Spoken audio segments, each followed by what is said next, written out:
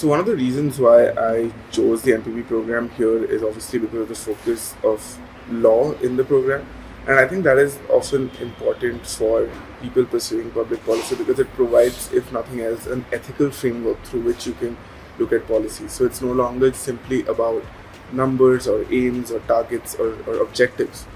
And I think my own personal aspirations after the program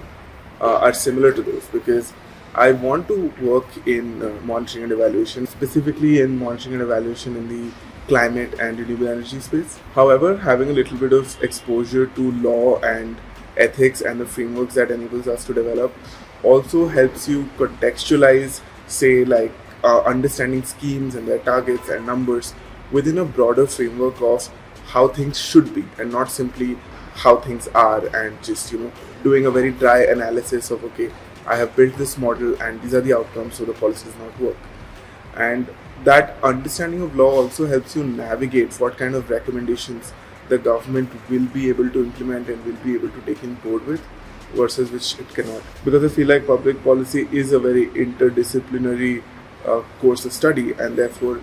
understanding just one area is never enough. And this is why at some point I also wish to go back and do a PhD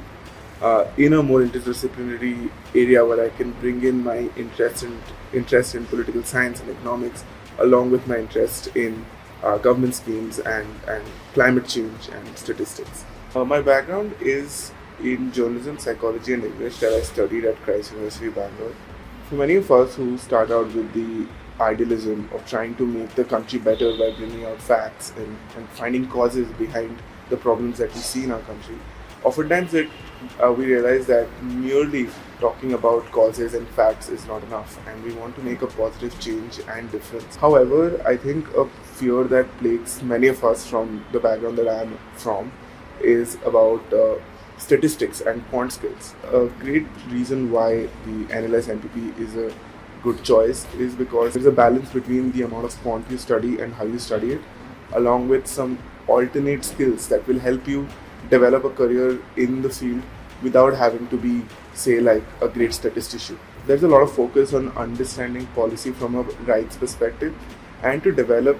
different ways of looking at a problem that is not simply building a regression model and trying to boil everything down to numbers. However, if you do want to develop your quant skills, that is also quite easy to do here at NLS because the faculty teaching us our quant courses are excellent,